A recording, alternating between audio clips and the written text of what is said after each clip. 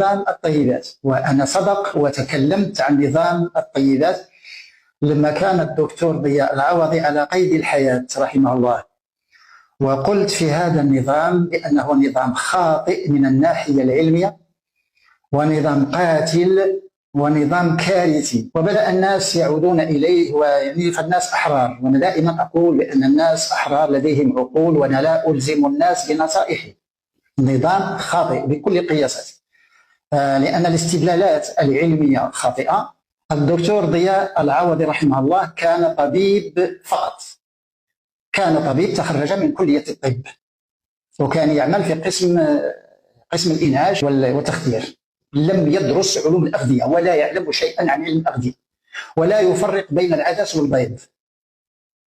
أنا أتكلم بهذه الطريقة. لا يعلم شيئا عن الحمص ولا العدس ولا البطاطس ولا الخضر ولا اللحوم ولا تقنية الإنتاج ولا الهرمونات، ولا يعلم شيئا عن المضادات الغذائية ولا عن التصنيع ولا عن التكنولوجيا الغذائية.